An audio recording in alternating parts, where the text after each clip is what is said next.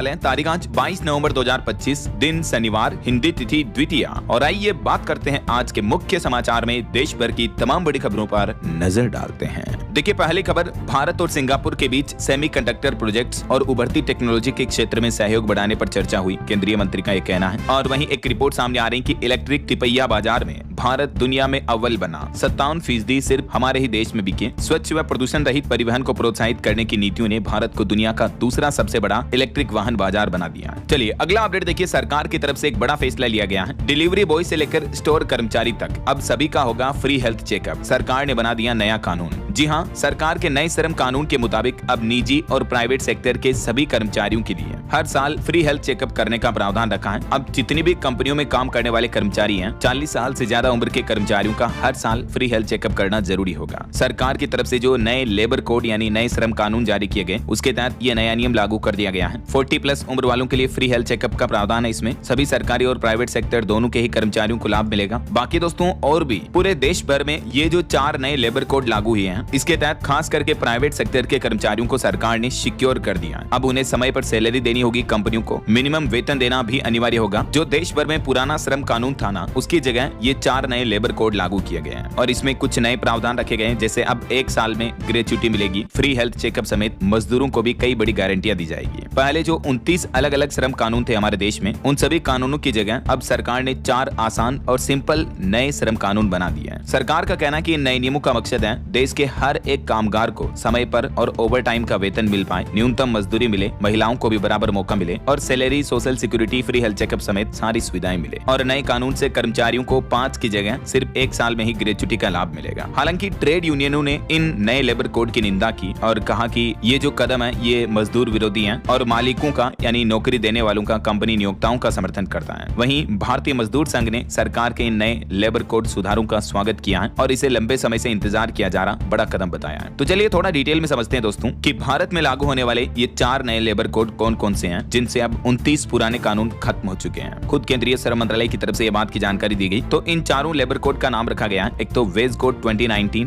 वेतन संहिता, दूसरा industrial relations code 2020, social security code 2020 और occupational safety, health and working conditions code 2020। तो कुल ये 4 नए लेबर कोड, नए कानून प्रावधान होंगे। ठीक है, अब इसमें कुछ बेनिफिट के हाइलाइट्स भी आपको फटाफट से बता देता हूं। देखिए, देश के करोड़ों गिग वर्कर्स को भी सरकार बड़ा तोहफा दिए हैं। पीएफ के साथ अब उन्हें ईएसआईसी की सुविधा भी मिलेगी इन लेबर कोड के लागू होने के बाद। वहीं 1 साल की नौकरी पर ग्रेच्युटी मिलेगा। कॉन्ट्रैक्ट वालों को भी पे स्केल के बराबर वेतन मिलेगा। ओवर टाइम करने पर सीधा डबल पेमेंट देना होगा कंपनियों को। नई श्रम संहिताओं से श्रमिकों के लाभ में बढ़ोतरी होगी और श्रमिकों को कानूनी मान्यता भी मिल पाएगी। देखिए, सरकार की तरफ से ये 10 बड़ी गारंटी जो नए लेबर कानूनों के जरिए मजदूरों को, कर्मचारियों को दी जाएगी। इन 10 गारंटियों की डिटेल आप देख सकते हैं स्क्रीन पर, थोड़ा सा वीडियो को पॉज करके। बाकी और भी ये नए लेबर कोड से होने वाले फायदे थोड़ी डिटेल जानकारी में आप देख सकते हैं कि फिक्स्ड टर्म स्टाफ को परमानेंट लेवल के फायदे मिलेंगे। सभी मजदूरों के लिए मिनिमम वेज और समय पर पेमेंट दिया जाएगा। महिलाओं को सभी शिफ्ट्स और जॉब रोल्स में अनुमति होगी। बेहतर वर्किंग आवर रूल्स और ओवर टाइम प्रोटेक्शन कानून लागू होंगे। यूनिवर्सल अपॉइंटमेंट लेटर्स और फॉर्मलाइजेशन पुश लागू होगा। गिग और प्लेटफॉर्म वर्कर्स को आधिकारिक मान्यता मिलेगी। और जोखिम वाली, रिस्क वाली इंडस्ट्रीज में हेल्थ चेकअप्स और सेफ्टी नियम जरूरी होंगे। उद्योगों में सोशल सिक्योरिटी का नेटवर्क और भी बड़ा होगा। तो ये कुछ मुख्य पॉइंट्स रहेंगे इस नए लेबर कोड कानून से।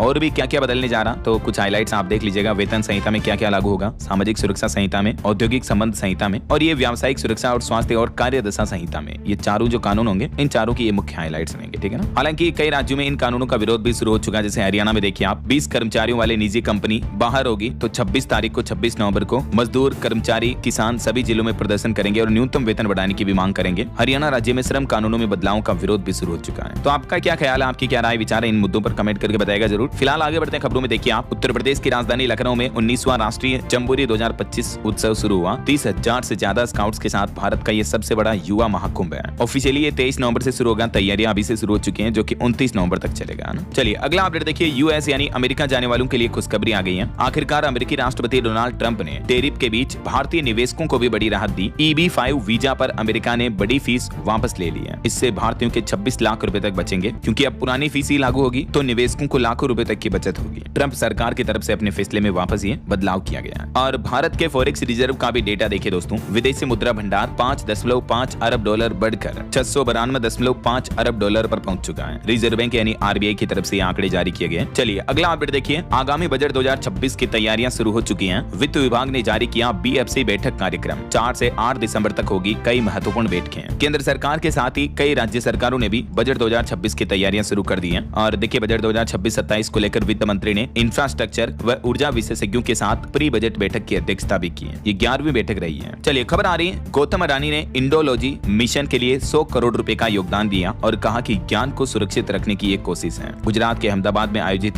ग्लोबल इंडोलॉजी कॉन्क्लेव के उद्घाटन में उन्होंने 100 करोड़ रुपए की ऐतिहासिक घोषणा की है। और भारत के रियल एस्टेट पर भी एक रिपोर्ट देखिए। जुलाई से सितंबर के बीच रियल एस्टेट सेक्टर में बुकिंग तेज हुई, लेकिन नई परियोजनाओं की रफ्तार कुछ धीमी देखने को मिली है। नुवामा रिसर्च की ओर से डेटा जारी किया गया। चलिए खबर आ रही, G20 समिट में हिस्सा लेने के लिए जोहान्सबर्ग पहुंचे PM Narendra Modi. Air force base पर उनका भव्य स्वागत हुआ। जोहान्सबर्ग जो कि साउथ अफ्रीका में है, G20 समिट के लिए पीएम मोदी का ये दौरा है। और एयरपोर्ट की ये पीएम की कुछ तस्वीरें भी आप देख सकते हैं। दक्षिण अफ्रीका में जगह जगह मोदी और पुतिन के पोस्टर लगे हुए मिले इस G20 समिट के कार्यक्रम में। ये कार्यक्रम कुल 3 दिन का होगा और इस दौरे के दौरान पीएम मोदी कई द्विपक्षीय मुलाकातें भी करेंगे। और ट्रंप इस बार इसमें नहीं आ रहे हैं। ये देख सकते हैं आप, एयरपोर्ट पर कलाकारों ने लेटकर पीएम मोदी का स्वागत किया और ऑस्ट्रेलियाई पीएम से भी मुलाकात की नरेंद्र मोदी ने अपने G20 दौरे के दौरान। ये साउथ अफ्रीका में जोहान्सबर्ग में स्थानीय कलाकारों ने अपना स्थानीय लोक नृत्य किया। ये इनका ट्रेडिशनल डांस है और पीएम का कुछ यूं स्वागत हुआ। और वहीं दोस्तों हमारे देश के प्रधानमंत्री नरेंद्र मोदी जल्द ही अयोध्या का दौरा करने वाले हैं। तो पीएम मोदी के दौरे को लेकर अयोध्या में रूट डायवर्जन भी लागू हुआ। हाईवे पर 3 दिन तक नहीं चलेंगे भारी वाहन। गोरखपुर लखनऊ 4 लेन पर यह प्रतिबंध लागू रहेगा, क्योंकि राम मंदिर के मुख्य शिखर सम्मेलन के ध्वजारोहण फंक्शन में 25 नवंबर को पीएम नरेंद्र मोदी वैदिक मंत्रोच्चार के बीच फहराएंगे ध्वज। और राम मंदिर में ये ध्वजारोहण समारोह के लिए अनुष्ठान भी शुरू हो चुका। अभी से ही 251 महिलाओं ने एक दिन पहले निकाली कलश यात्रा। पीएम का दौरा 25 तारीख को होगा। चलिए खबर देखिए, एक रिपोर्ट सामने आ रही है कि भारत का खाद्यान्न उत्पादन बीते 10 सालों में 100 मिलियन टन से भी ज्यादा बढ़ा है। और वहीं अगला अपडेट किसानों के लिए बड़ी अच्छी खबर देखिए। अब आधार के मुताबिक खतौनी में नाम संशोधन की तैयारी कर रही सरकार और इससे किसानों की बड़ी समस्या खत्म होगी। उत्तर प्रदेश के किसानों के लिए ये अच्छी खबर है। अब आधार कार्ड के अनुसार खतौनी में नाम संशोधन हो पाएगा और इस बदलाव से किसान सम्मान निधि राशि पाने में बड़ी परेशानी से किसानों को मुक्ति मिलेगी। तो ये यूपी सरकार का नया प्लान है, क्योंकि लंबे समय से खतौनी और आधार कार्ड में नाम अलग अलग होने की वजह से कई किसानों को पीएम किसान सम्मान निधि योजना का लाभ नहीं मिल पा रहा था। तो अब किसानों को ये नाम परिवर्तन की सुविधा मिलेगी ऑनलाइन ही। चलिए अगला अपडेट देखिए। भारत ने चीनी नागरिकों के लिए फिर से शुरू किया टूरिस्ट वीजा। दोनों देशों के रिश्तों में सुधार की दिशा में ये अहम कदम है। आखिरकार 5 साल की रोक के बाद भारत ने चीनी नागरिकों के लिए अपना पर्यटक वीजा खोल दिया है। भारत चाइना दोनों देशों के द्विपक्षीय संबंधों को सामान्य बनाने की दिशा में इसे महत्वपूर्ण कदम माना जा रहा है। और वहीं खबर देखिए दोस्तों, राजस्थान का जिंक पार्क बनेगा राज्य का नया औद्योगिक केंद्र। हिंदुस्तान जिंक और रिको ने उद्योगपतियों और निवेशकों के साथ महत्वपूर्ण बैठक भी की। इसको लेकर ये पूरा नया प्लान है। वहीं एक रिपोर्ट सामने आ रही है कि दुनिया में बनने वाला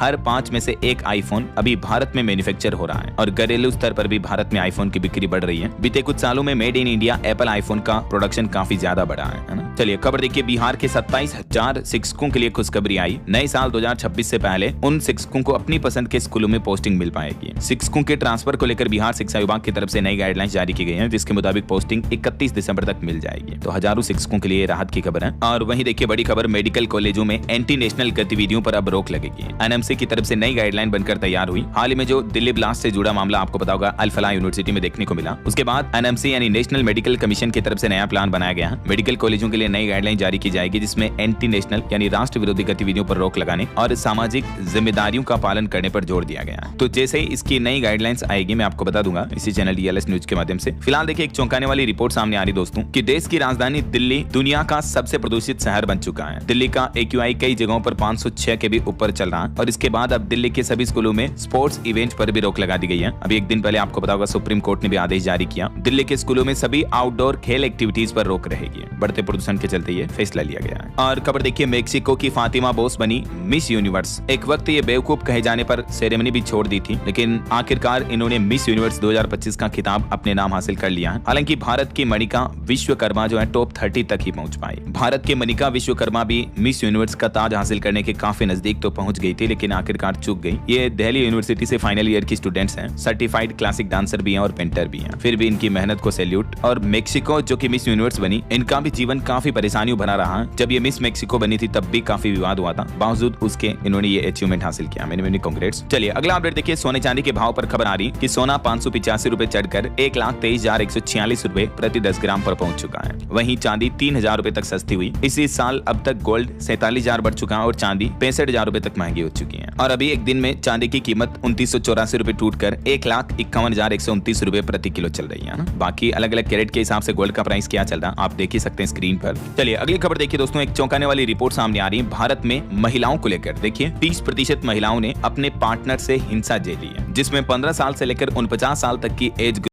दुनिया भर में भी हैरान करने वाला है कि दुनिया भर में 84 करोड़ महिलाओं के साथ सेक्सुअल एब्यूज भी हुआ है। ये रिपोर्ट्स और डेटा खुद WHO यानी वर्ल्ड हेल्थ ऑर्गेनाइजेशन की तरफ से जारी किए गए, जिसके मुताबिक भारत में तो हर 3 में से 1 यानी लगभग 30% महिलाएं किसी न किसी तरीके से अपने पार्टनर के वायलेंस का शिकार हुई है। पार्टनर में चाहे पति हो सकता है, लिव इन पार्टनर हो सकता है, उनका लवर्स हो सकता है, तो उनके जरिए वो मानसिक, आर्थिक और यौन हिंसा की शिकार हुई है। ये डेटा बताते हैं वाकई में कि आज भी हमारे देश में महिलाओं पर कितना अत्याचार होता है और कितनी असमानता होती है। इंटीमेट पार्टनर वायलेंस क्या होता है, इसमें ये एक साइंटिफिक टर्म है जिसमें कई तरह की अलग अलग हिंसाएं शामिल होती हैं जो महिलाओं के साथ बीती हैं, देख सकते हैं आप। चलिए अगली खबर देखिए, कर्नाटक बंगलुरु के ट्रैफिक में फंसे एस्ट्रोनॉट शुभांशु शुक्ला। तो उन्होंने कहा कि अंतरिक्ष में यात्रा करना शहर के खराब ट्रैफिक को पार करने से भी कहीं ज्यादा आसान है। देखिए जरा ये इनका छोटा सा बयान, छोटी सी टिप्पणी ये बताती है कि हमारे देश के शहरों में ट्रैफिक व्यवस्थाएं कितनी खराब है ना। और वहीं भाषा विवाद पर बड़ी खबर देखिए, तमिलनाडु के डिप्टी CM उदयनिधि स्टालिन ने संस्कृत को मरी हुई भाषा बताया और कहा कि तमिल की परवाह है तो हम पर हिंदी क्यों थोप रहे हैं। तो इनके इस बयान पर बीजेपी बोली कि तमिल में भी संस्कृत के कई शब्द शामिल हैं। उदयनिधि स्टालिन ने चेन्नई में एक बुक लॉन्च के मौके पर संस्कृत को लेकर ये विवादित बयान दिया, जो कि ऐसा नहीं बोलना चाहिए उन्हें, क्योंकि भाषा चाहे संस्कृत हो, हिंदी हो, उर्दू, तमिल, तेलुगु, मलयालम, कोई सी भी हो, भाषा क्या है, एक कम्युनिकेशन का साधन है जिसके जरिए हम एक दूसरे के साथ अपने आचार विचार, अपनी भावनाएं, फीलिंग शेयर कर सकते हैं, राइट। तो सभी भाषाएं अपने आप में महान है, कोई भाषा छोटी बड़ी नहीं होती है। पता नहीं ये राजनेता भाषा को लेकर क्यों पॉलिटिक्स करते हैं और लोगों को भ्रमित करते हैं अपनी राजनीतिक रोटियां सेकने के लिए। क्या कहना चाहोगे दोस्तों आप ऐसी गंदी पॉलिटिक्स पर? आपकी राय विचार कमेंट करके बताएगा जरूर। मेरी रोटियां बड़ी नहीं है, राइट। वहीं देखिए RSS प्रमुख मोहन भागवत का कहना है कि RSS किसी के खिलाफ नहीं है। ये संघ न राजनीति करता है, न ही किसी संगठन को दूर से नियंत्रित करता है। इम्फाल में जनजातीय नेताओं के साथ बातचीत करते हुए RSS प्रमुख मोहन भागवत ने ये बातें चिते कही। और वहीं खबर आ रही कि चाचा नेहरू के कामों की ऑनलाइन लाइब्रेरी आज से लाइव हो चुकी है, जिस पर आपको 35,000 से भी ज्यादा डॉक्यूमेंट्स और लगभग 3,000 इलिस्ट्रेशन यानी आकृतियां, चित्र, कथाएं वगैरह देखने को मिलेगी। ये बेसिकली नेहरू जी की जीवन का, उनके कार्यों का ऑनलाइन डॉक्यूमेंट है। राहुल गांधी बोले कि ये इतिहास नहीं बल्कि बदलती सोच का रिकॉर्ड है। तो ये एक ऑनलाइन पोर्टल लॉन्च किया गया जिस पर आपको nehruarchive.in, तो इसके ऊपर आपको ये ढेर सारी चीजें फ्री में डाउनलोड देखने को मिल जाएगी ना। चलिए खबर देखिए, सुप्रीम कोर्ट के CJI गवाही बोले कि मैं बौद्ध धर्म को मानने वाला हूँ लेकिन सेक्युलर हूँ। धर्म निरपेक्षता मैंने अपने पिता से सीखी है। चीफ जस्टिस का कल आखिरी वर्किंग डेज था, 23 नवंबर को ये रिटायरमेंट ले लेंगे। ये भारत के 52वें चीफ जस्टिस ऑफ इंडिया है, जस्टिस CJI BR गवाही। अच्छा, WHO की एक और चौंकाने वाली रिपोर्ट देखिए दोस्तों, भारत में 2015 से टीबी के मामलों में 21% तक की कमी आई है और टीबी के जरिए मृतकों की संख्या भी घटी है। आखिरकार ये रिपोर्ट बताती है दोस्तों कि भारत सरकार के टीबी मुक्त भारत अभियान को सफलता मिल रही है। भारत में टीबी मरीजों की संख्या में बड़ी गिरावट देखने को मिली है। ये कुछ डेटा भी आप देख सकते हैं 2015 से 2025 के बीच के, है ना। और वहीं देखिए बड़ी खबर, दिल्ली पुलिस का साइबर फ्रॉड नेटवर्क के खिलाफ ऑपरेशन साई हॉक शुरू किया गया। 4400 से ज्यादा संदिग्ध लोगों को पकड़ा है। दिल्ली पुलिस ने केंद्रीय गृह मंत्रालय के Indian cyber crime coordination centre I4C के साथ मिलकर ये अलग अलग तरीके से साइबर फ्रॉड करने वाले सैकड़ों नहीं बल्कि हजारों लोगों के खिलाफ ये ऑपरेशन साई हॉक चलाया। और इस ऑपरेशन के तहत 48 घंटों के अंदर अंदर लगभग 4,500 तक संदिग्ध लोगों को हिरासत में लिया गया। आए दिन जो हमारे देश में साइबर फ्रॉड बढ़ रहे हैं तो उसको लेकर ये दिल्ली पुलिस का शिकंजा है। और वहीं दोस्तों हाल ही में जो दिल्ली ब्लास्ट की घटना हुई, इस मामले से जुड़े भी कुछ बड़े अपडेट देखिए। जांच एजेंसियों को रिपोर्ट में पता चला कि हमास जैसे हमलों की साजिश रच रहा था जैश-ए-मोहम्मद का आतंकी मॉड्यूल। कश्मीरी अस्पतालों में हथियारों का ठिकाना बनाने की तैयारी थी। 1990 के बाद देश में पहली बार ऐसा देखने को मिल रहा जब आतंकी संगठन इतनी बड़ी तैयारी कर रहे थे। वहीं दिल्ली पुलिस बोले कि 2020 के दिल्ली दंगों में भी टेरर फंडिंग हुई थी। दंगे से पहले कई मीटिंग हुई, पूर्वोत्तर राज्यों को भारत से अलग करने की साजिश थी।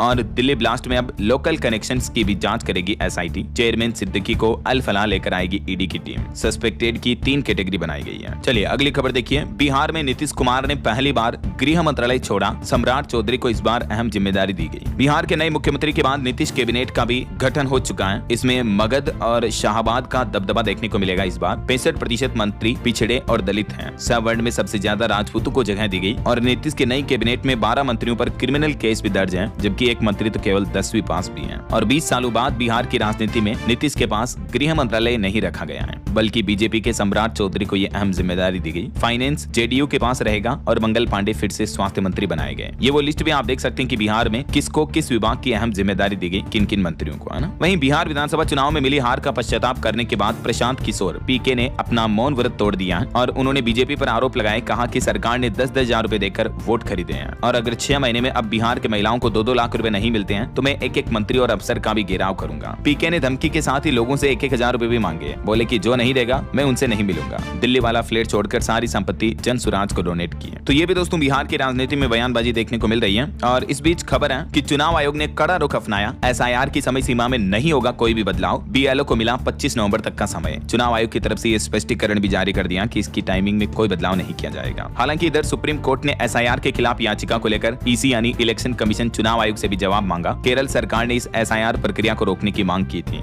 और इससे पहले आपको पता होगा तमिलनाडु और पश्चिम बंगाल राज्य भी अर्जी लगा चुके हैं कि SIR प्रक्रिया को रोका जाए। तो अब सुप्रीम कोर्ट ने इस याचिकाओं को लेकर इलेक्शन कमीशन से भी जवाब मांगा और अगले सुनवाई 26 नवंबर तय की है। तो तब तक चुनाव आयोग को SIR को लेकर स्पष्टीकरण सुप्रीम कोर्ट में भी देना होगा, है ना। और कुछ बड़े हादसों की खबरें देखिए दोस्तों। दुबई में एयर शो के दौरान तेजस लड़ाकू विमान दुर्घटनाग्रस्त हो गया, जिसमें पायलट की मौत हो गई। इस हादसे में पायलट विंग कमांडर नमाज श्याल शहीद हो गए। ये इसका वीडियो भी सामने आ रहा, देख सकते हैं। भारत का Tejas fighter jet Dubai air show में क्रैश हो गया और ये जो पायलट शहीद हुए ये हिमाचल प्रदेश के कांगड़ा के रहने वाले थे। ईश्वर इनकी आत्मा को शांति दे। वहीं कुछ और हादसे देखिए आप। उत्तर प्रदेश के गोरखपुर की एक ऑयल फैक्ट्री में भीषण आग लग गई। गैस लीकेज ब्लास्ट का खतरा माना जा रहा। 25 फायर टेंडर प्लांट को ठंडा करते रहे, इतनी भयंकर आग लगी और अभी तक भी आग बुझाई नहीं जा सकी। वहीं राजस्थान के ब्यावर में भी एक अंबुजा सीमेंट फैक्ट्री में 3 मजदूर जिंदा जल गए। 1100 डिग्री सेल्सियस पर उबलता मटेरियल उन पर गिर गया। और एक इंटरनेशनल हादसा देखिए, ब्राजील में UN COP30 जलवायु सम्मेलन के मुख्य आयोजन स्थल पर भी आग लगी, जिसमें 21 लोग घायल हो गए। भूकंप पर खबर आ रही, बांग्लादेश में 5.7 की तीव्रता का भूकंप आया और ये भूकंप के झटके हमारे भारत में भी पश्चिम बंगाल और पूर्वोत्तर भारत के राज्यों में महसूस हुए। बांग्लादेश में तो भूकंप से 3 लोगों की मौत भी हो गई। हालांकि भारत में किसी तरह की जनहानि की सूचना नहीं है। बहरहाल अभी तो कुछ और महत्वपूर्ण और काम की खबरें देखेंगे दोस्तों अपन, लेकिन फिलहाल वक्त तो चला है आज के ताजा मौसम समाचार जानने का और हम रेट में हैं। तो देखिए दोस्तों, कुछ अलग अलग राज्यों के मौसम की स्थितियां। मध्य प्रदेश में ठंड से दूसरी मौत हो गई। रीवा में भी दम तोड़ा। पचमढ़ी में पहली बार पारा 5 डिग्री तक पहुंचा। भोपाल इंदौर में भी 10 डिग्री से नीचे चल रहा है और अभी भी मध्य प्रदेश में 2 दिन शीतलहर का अलर्ट है। ठंड की वजह से कई लोगों की जानें भी जाने लग गई हैं। इतनी कड़ाके की सर्दी शुरू हो गई है। इधर राजस्थान में सर्द हवाओं का असर कुछ कम हुआ। माउंट आबू में तापमान 0 डिग्री से ऊपर पहुंचा। अगले 2 सप्ताह तक मौसम साफ रहेगा। हरियाणा राज्य में भी सता रही सुबह शाम की ठंड। दिन में धूप से लोगों को राहत मिल रही। 3 दिन मौसम शुष्क रहेगा और सुबह हल्की धुंध के आसार रहेंगे। वहीं पहाड़ी राज्य हिमाचल में देखिए 27 शहरों का तापमान 10 डिग्री से नीचे चल रहा। नवंबर में नॉर्मल से 89% कम बारिश हुई। अगले 6 दिन भी बारिश के आसार नहीं रहेंगे।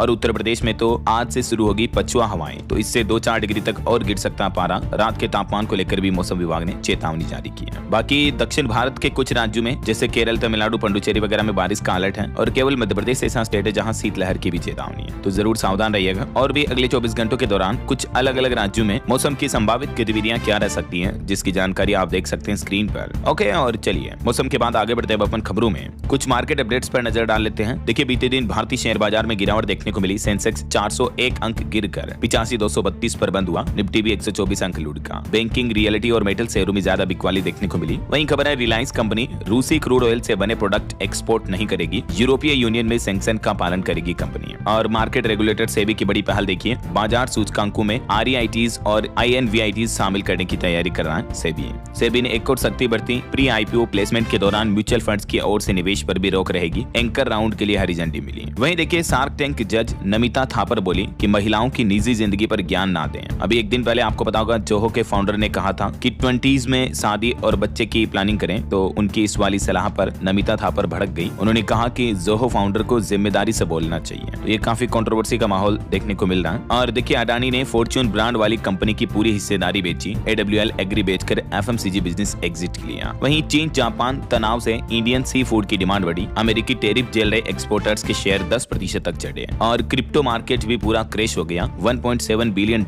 हो गए स्वार। बिटकॉइन की गिरावट ने बढ़ाई निवेशकों की धड़कन। जी हाँ, बीते कुछ ही दिनों में क्रिप्टो मार्केट की वैल्यू एक महीने के अंदर 100 लाख करोड़ रुपए तक घटी है। बिटकॉइन की वैल्यू भी 30% तक कम होकर 261 लाख करोड़ पर आ गई और बिटकॉइन का प्राइस जो 1 करोड़ 10 लाख पर था वो अभी 76 लाख पर चल रहा है। देखिए जरा। चलिए मार्केट अपडेट्स के बाद कुछ इंटरनेशनल न्यूज देख लेते हैं फटाफट से। देखिए ईरान के तेल व्यापार पर अमेरिका ने लगाया नया प्रतिबंध। भारतीय कंपनी और कारोबारी भी जद में आए। वहीं पाकिस्तान की फैक्ट्री में गैस रिसाव से जोरदार धमाका हुआ। 15 लोगों की मौत हो गई। ब्रिटेन में बोरिस बोरिस जॉनसन की लापरवाही से कोरोना की वजह से 23,000 लोगों की जान गई। जांच में कुछ गंभीर आरोप लगाए गए ब्रिटेन के तत्कालीन प्रधानमंत्री बोरिस जॉनसन पर। और वहीं देखिए बांग्लादेश में 5.7 की तीव्रता का भूकंप आया। अब तक 6 लोगों की मौतें हो गई, 200 से ज्यादा घायल हो गए। आयरलैंड बांग्लादेश क्रिकेट मैच भी रोका गया। एक 10 मंजिला इमारत भी झुक गई। कोलकाता तक इसके झटके महसूस हुए। वहीं देखिए यूक्रेन जंग को रोकने के लिए डोनाल्ड ट्रंप का 28 पॉइंट का एक प्रपोजल आया। जेलेंस्की को अपनी जमीन छोड़नी होगी, सेना भी घटानी होगी, बदले में मिलेगी सुरक्षा की गारंटी। रूस यूक्रेन जंग को समाप्त करने के लिए ट्रंप ने यह समझौता प्रस्ताव रखा। मतलब वहीं अमेरिका के व्हाइट हाउस में पहली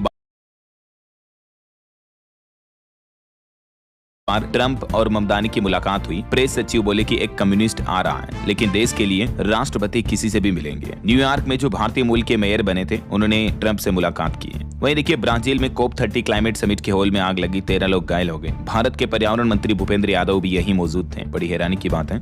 और चलिए इंटरनेशनल न्यूज अपडेट के बाद आगे बढ़ते हैं अपन खबरों में। देखिए आप, बड़ी साइबर ठगी का मामला सामने आया। बंगलुरु में रिटायर्ड कर्नल से 56 लाख की ऑनलाइन ठगी की गई। पुलिस अफसर बनकर डराया। RBI वेरिफिकेशन के नाम पर पैसे ट्रांसफर किए। तो ऐसे ठगों बदमाशों से सावधान रहें दोस्तों आप। वहीं मध्य प्रदेश के सागर का एक मामला देखिए। मस्जिद की जमीन पर खुदाई की जा रही थी, तभी इससे राम सीता की मूर्तियां निकली। सागर में 200 साल पहले दी थी ये जमीन। लोगों ने पूजा की और निर्माण कार्य भी रोक दिया गया। सागर के बंडा विकास खंड के ग्राम पापेट का ये मामला है। ये देख सकते हैं आप, लोग बाग पूजा करने लगे हैं। और वहीं देखिए वाराणसी कोर्ट के जज बोले कि राहुल गांधी 18 दिसंबर को कोर्ट में हाजिर हो। 7 महीने पहले उन्होंने कहा था कि भगवान राम काल्पनिक है, तो इसी मुद्दे को लेकर वाराणसी कोर्ट में सुनवाई हो रही है। वहीं देखिए उत्तराखंड के हरिद्वार में 1000 करोड़ में बनेगा विश्व सनातन महापीठ। कथावाचक देवकीनंद ठाकुर ने उठाई सनातन बोर्ड की मांग और बोले कि वक्फ बोर्ड है तो सनातन क्यों नहीं। और खबर आ रही है पंजाब में सांसद अमृतपाल पर हाईकोर्ट ने पंजाब सरकार को आदेश दिया। कहा कि पेरोल पर 1 सप्ताह के अंदर अंदर फैसला लें। वकील से पूछा कि संसद में कुछ बोलेंगे या मुक्त दर्शन रहेंगे।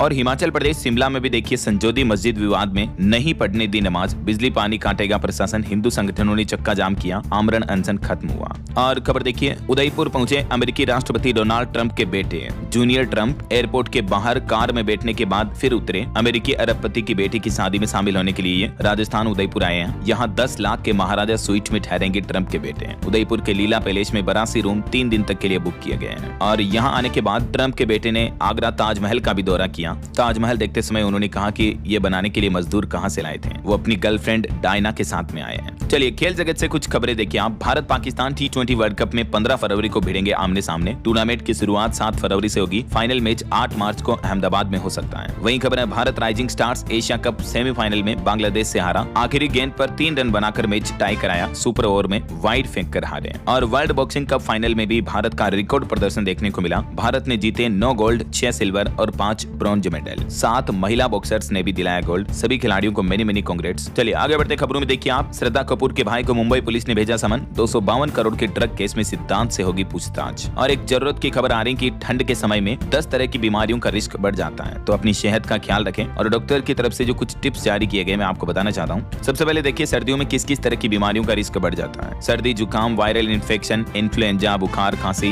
ब्रोंकाइटिस, जोड़ों में दर्द, skin problem, pneumonia, heart disease और seasonal affective disorder, heart attack वगैरह की समस्याएं भी काफी बढ़ जाती हैं। तो ऐसे में सर्दियों में हेल्दी रहने के लिए आप इन 15 टिप्स का पालन करें। रोजाना कम से कम 15-20 मिनट धूप लें। विटामिन सी वाले फल फ्रूट खाएं। गर्म हल्दी का दूध, काढ़ा, सूप पीते रहें। पर्याप्त मात्रा में पानी पिएं। ओमेगा 3 रिच चीजें खाएं। संतुलित डाइट लें। हरी सब्जियां खूब खाएं। लंबे समय तक खाली पेट ना रहें। ठंड से बचें। गर्म कपड़े पहने। ठंडी हवा में खुले में न जाएं। और रोजाना कम से कम 30 मिनट एक्सरसाइज वर्कआउट करें। ठीक है। और फास्ट फूड वगैरह पैकेज्ड फूड ना खाएं। बाकी हाइजीन का ध्यान रखें और रोजाना 8 घंटे की प्रॉपर नींद लें। बीमार लोगों से दूरियां बनाए रखें ताकि इन्फेक्शन वगैरह ना हो। ठीक है ना। चलिए आगे बढ़ते हैं अपन खबरों में। देखिए G20 समिट में पीएम मोदी ने नेस्पर्स प्रमुख CEO से भी अहम मुलाकात की। भारत के डिजिटल इकोसिस्टम में निवेश बढ़ाने पर चर्चा हुई। वहीं खबर है 100वीं जयंती 100 करोड़ और 100 कैंटीन। दिल्ली में पेट भर खाना मिलेगा मात्र 5 रुपए में और भोजन भी होगा पौष्टिक। जी हाँ, अगले महीने 25 दिसंबर को पूर्व प्रधानमंत्री अटल बिहारी वाजपेयी जी की जयंती के मौके पर दिल्ली में ये 100 अटल कैंटीन की शुरुआत एक साथ की जाएगी, जहां 5 रुपए में आपको भोजन मिल पाएगा। और देखिए दोस्तों, उत्तर प्रदेश विधान परिषद के चुनाव 6 जनवरी को जारी होगी अंतिम मतदाता सूची। निर्वाचन आयोग ने जारी किया संशोधित कार्यक्रम। हैदराबाद में राष्ट्रपति द्रौपदी मुर्मू ने किया भारतीय कला महोत्सव 2025 का उद्घाटन। कहा विरासत की समझ को मिलेगा बढ़ावा।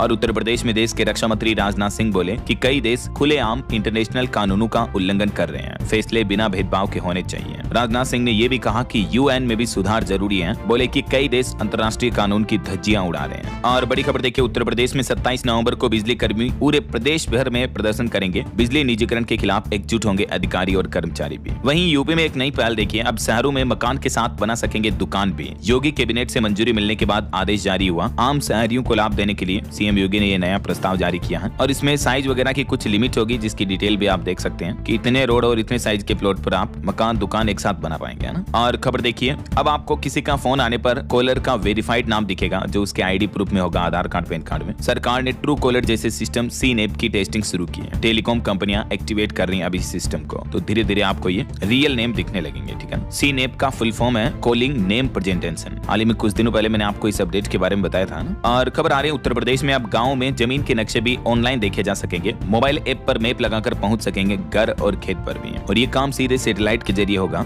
उत्तर प्रदेश के राजस्व परिषद ने इस योजना पर काम भी शुरू कर दिया है। सभी पंचायतों को अब ऑनलाइन सैटेलाइट कनेक्टेड किया जाएगा।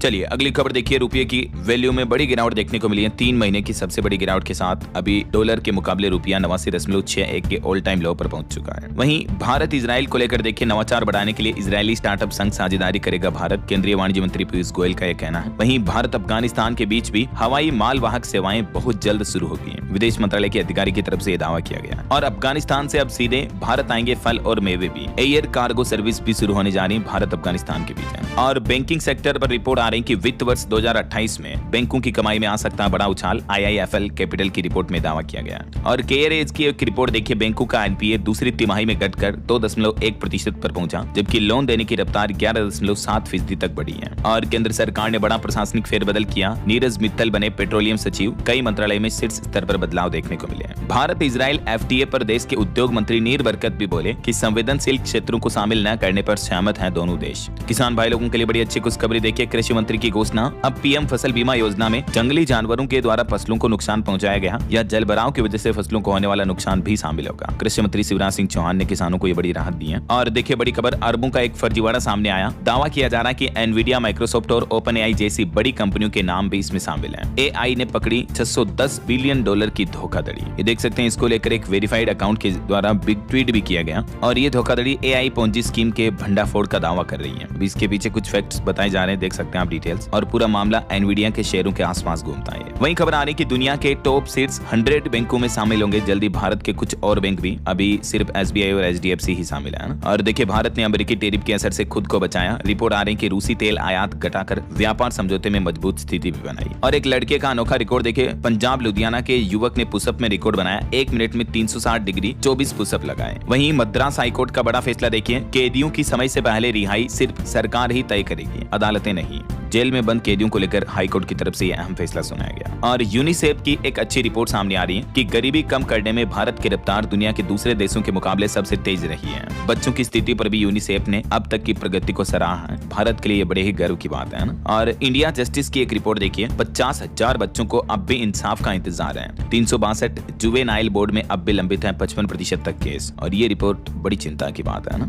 वहीं सरकार एक बदलाव करने जा रही है, खांसी बुखार को भी माना जाएगा संक्रमण, इसकी भी अब निगरानी होगी। ICMR यानी Indian Council of Medical Research Organisation की तरफ से महामारी नियंत्रण नीति तैयार की है। और इसके तहत अब सामान्य खांसी, जुकाम, बुखार वगैरह इन लक्षणों को भी संक्रमण के आधार पर एनालाइज किया जाएगा ना। और खबर देखिए, रोबोटिक्स के जरिए होगी अब हमारे भारत की सीमाओं की सरहद की सुरक्षा। BSF और IIT मद्रास के बीच नए संस्थान के गठन पर समझौता करार हुआ। वहीं DGCA अगले सप्ताह करेगा ऑपरेटरों और फ्लाइट पायलटों के संगठनों के संग बैठक। क्रू ड्यूटी और अन्य मुद्दों पर होगी चर्चा। उत्तराखंड राज्य में देखिए, नया आदेश जारी हुआ। 15 साल से पुराने व्यावसायिक वाहनों को फिटनेस शुल्क में बड़ी राहत दी है। मुख्यमंत्री पुष्कर सिंह धामी के निर्देश के आधार पर ये शुल्क पर राहत और कटौती का आदेश जारी हुआ, देख सकते हैं आप डिटेल। और वहीं देखिए, हिमाचल प्रदेश वासी जरा ध्यान दें, सालाना 6 लाख रुपए से ज्यादा कमाने वालों को अब नहीं मिलेगा सस्ता राशन। उनके नाम राशन लिस्ट से भी हटाए जाएंगे। हिमाचल सरकार की तरफ से नया आदेश जारी किया गया। और मोबाइल फोन लॉन्चिंग पर खबर है, Realme GT8 Pro phone Bharat में लॉन्च हुआ। शुरुआती कीमत 72,999। और खबर है, महाराष्ट्र गोवा तट पर ICG ने सागर कवच सुरक्षा अभ्यास किया। समुद्री खतरों से निपटने की तैयारियों को परखा। चुनाव आयोग ने एक बड़ा ऐलान किया है, वेबसाइट पर आसानी से मिल पाएगा अब आपको नाम। SIR के साथ ही चुनाव आयोग की तरफ से ऑनलाइन पोर्टल और मोबाइल ऐप दोनों में ही ये आसान सुविधा शुरू कर दी है। आप अपने वोटिंग लिस्ट में नाम वगैरह को आसानी से चेक कर पाएंगे, है ना। और पराली पर एक चौंकाने वाली रिपोर्ट सामने आ रही कि पंजाब हरियाणा में पराली जलाने के मामलों में कमी आई, लेकिन अब मध्य प्रदेश राज्य नंबर 1 पर पहुंच चुका है। ICAR की रिपोर्ट में यह खुलासा सामने आ रहा है, देखिए जरा। और खबर है दोस्तों, भारत के काफी famous YouTuber vlogger Saurabh Joshi की शादी होने वाली है और उन्हें सुरक्षा का डर सता रहा है, इसलिए शादी में पुलिस से उन्होंने हाई सिक्योरिटी भी मांगी है। सौरभ सौरभ जोशी और अवंतिका भट्ट के उत्तराखंड के हल्द्वानी में ये शादी होने वाली है। मेनी कांग्रेट्स दोनों को। चलिए आगे बढ़ते हैं अपन खबरों में। देखिए हजारों लोगों को बड़ी राहत मिली है। जमीन मुआवजे पर अब नहीं कटेगा टैक्स। हाईकोर्ट की तरफ से बड़ा फैसला सुनाया गया कि नेशनल हाईवे जैसे किसी की खेती की जमीन हाईवे वगैरह में चली जाती है तो सरकार जो मुआवजा देती है ना, उस पर अब इनकम टैक्स नहीं काटा जा सकेगा ऐसा। और खबर आ रही, हरियाणा राज्य में सरकारी कर्मचारी, पेंशनर्स और आश्रित करा सकेंगे केसलेस ट्रीटमेंट। पोर्टल पर 447 अस्पताल और सूचीबद्ध किए हैं हरियाणा सरकार ने ये राहत देते हुए। और वहीं देखिए पंजाब चंडीगढ़ में अंतर्राष्ट्रीय तस्करों की 15 करोड़ की संपत्ति जब्त की। मनी लॉन्ड्रिंग का केस भी चलेगा। यूपी में अगले साल शुरू होगा ड्रोन सर्वेक्षण सर्वे। तैयार किए जाएंगे नगरीय निकाय क्षेत्रों के डिजिटल नक्शे भी। और बंगाल झारखंड में कोयला माफियाओं पर भी ईडी ने एक्शन लिया। 100 से ज्यादा अधिकारियों ने कई जगहों पर ठिकानों पर छापेमारी की। वहीं देखिए उड़ीसा का ये मामला, बस चलाते समय एक ड्राइवर को हार्ट अटैक आ गया। सूझबूझ से 30 यात्रियों की जान बचाई। और हिमाचल प्रदेश में नशे के खिलाफ महाअभियान चलाया गया। हर पंचायत में बनेगी नशा निवारण समिति, प्रधानाचार्य संभालेंगे इसकी कमान। वहीं मानसिक स्वास्थ्य को लेकर एक चौंकाने वाली रिपोर्ट सामने आ रही है कि मोबाइल की डिजिटल गिरफ्त में है 73% लोग। प्रतिदिन 7 घंटे तक स्क्रीन पर बिताते हैं इतने लोग, जिनसे लोगों के मानसिक स्वास्थ्य पर गंभीर खतरा बना हुआ है। ये चौंकाने वाली रिपोर्ट सामने आ रही है वैज्ञानिकों की कि साइलेंट डिप्रेशन का शिकार होते जा रहे हैं लोग बाग। तो दोस्तों जितना हो सके मोबाइल फोन को कंट्रोल करें, कम चलाएं, कहने का मतलब है ना। चलिए खबर देखिए, मध्य प्रदेश में पीएम श्री हेली पर्यटन सेवा का शुभारंभ हुआ। मुख्यमंत्री मोहन यादव की पहल से हवाई कनेक्टिविटी ने भरी उड़ान। और खबर है, उत्तर प्रदेश के मुख्यमंत्री योगी आदित्यनाथ करेंगे 51 फीट ऊंची श्री राम वनवासी स्वरूप प्रतिमा का लोकार्पण। रामायण वाटिका में होगा शंखनाद। चलिए आगे बढ़ते हैं, कुछ और स्टेट न्यूज अपडेट देख लेते हैं फटाफट से। देखिए राजस्थान में 33 IFS के ट्रांसफर किए गए, 4 को अतिरिक्त चार्ज दिया गया। और कई राज्यों में टमाटर के दाम दुगने हो गए। लोगों की रसोई का बजट बिगड़ा। रिटेल में 70-80 रुपए प्रति किलो तक मिल रहे हैं टमाटर। हरी सब्जियां दूसरी भी महंगी हुई। और राजस्थान की नदियों में प्रदूषण के मामले पर सुप्रीम कोर्ट ने फटकार लगाई राजस्थान गवर्नमेंट को। NGT के आदेश पर लगी रोक भी हटाई। वहीं राजस्थान के चित्तौड़गढ़ के प्रसिद्ध मंदिर श्री सांवलिया सेठ जी के भंडार की गिनती 20 करोड़ के पार पहुंची। काउंटिंग के दूसरे राउंड में निकले 8 करोड़ 54 लाख रुपए। सोने चांदी की गिनती अभी भी बाकी है। और देर रात राजस्थान में 48 IAS अफसरों के भी तबादले किए गए। वहीं देखिए राजस्थान में बड़ी संख्या में नई ग्राम पंचायतें बनी। सरपंचों, उप सरपंचों और वार्ड पंचों के पद भी बढ़े। और मध्य प्रदेश में देखिए सरकार का बड़ा एक्शन, डाबर, शिवायु और धनवंतरी कंपनी की भी 7 दवाइयों को बैन किया गया। हाल ही में जो बच्चों के कफ सिरप से मौत के मामले सामने आए, उसके बाद प्रदेश सरकार ने यह फैसला लिया। वहीं खबर है, विवेक शर्मा बने छत्तीसगढ़ के नए महाधिवक्ता। और छत्तीसगढ़ के शब्दों के जादूगर को ज्ञानपीठ पुरस्कार भी दिया गया विनोद कुमार शुक्ल को।